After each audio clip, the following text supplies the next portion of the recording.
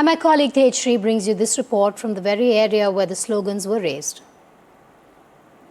Well, I'm just reporting outside Sabarmati Dhaba, and this was the very location where the controversial slogans were raised, and it was in between 9:30 p.m. to 10:30 p.m. where the controversial slogans were raised. Remember that they were protesting against the Supreme Court verdict that was given yesterday afternoon by the Supreme Court.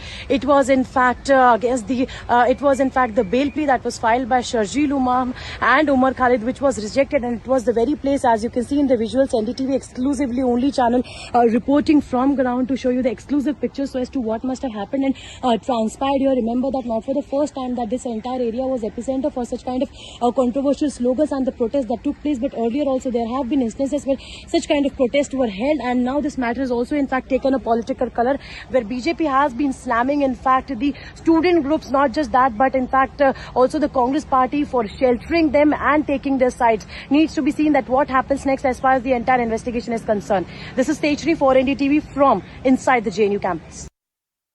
बार आप जब भी देखते होंगे देश विरोधी नारे जब लगते हैं तो उसमें जेएनयू का नाम सबसे पहले आता, लेकिन उस नाम में सिर्फ वामपंथियों का नाम आना चाहिए, ना कि जेएनयू, क्योंकि हर बार उन वामपंथियों की वजह से जो जेएनयू के साधारण छात्र हैं उनको घसीट दिया जाता है, क्योंकि ये वामपंथी उमर खालिद और शर्जील इमाम के नाम पे अपने पॉलिटिक्स को चमकाते हैं।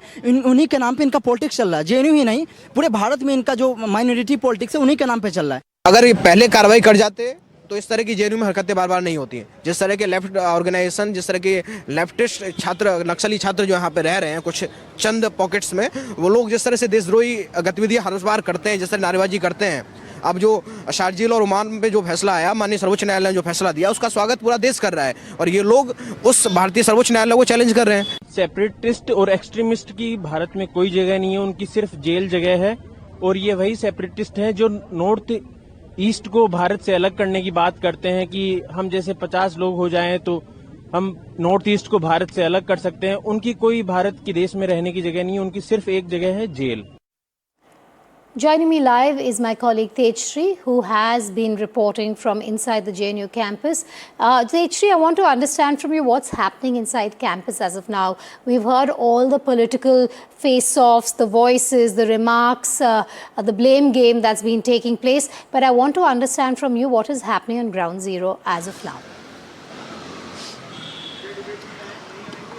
Well, absolutely. Let us talk about so as to what is happening as of now, the latest update. Then let me tell you that the team of Delhi Police did visit the Sabarmati Dhaba to take the stock of the situation. In fact, to monitor the situation as well, so as to what's happening over there. And in fact, these are the visuals that we are giving you just outside the JNU campus. And in fact, we did report from the inside campus of the JNU, showing the visuals as well where this entire protest took place. And in fact, what we are learning as of now is that the student wing ABVP has also in fact raised their concern in a form of complaint and memorandum to the administration. Now needs to be seen that what steps the administration will be taking next, because the police has in fact stated that they are aware for the kind of incident that has taken place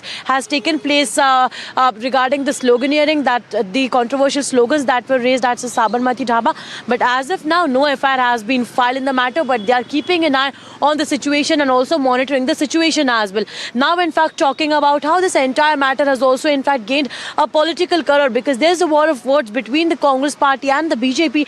But it is quite surprising and shocking to see that the manner in which the leaders of the Congress party are in a way in fact endorsing or supporting the statements, because they say that this is in fact the anger amongst the students, and that is why they have been protesting. That's the political protest, political statements that they have been making. But in fact also remember that the BJP is sitting out saying that everybody has a right to protest, but at least not in the manner in which what we heard yesterday. Tejshri, thanks for joining us.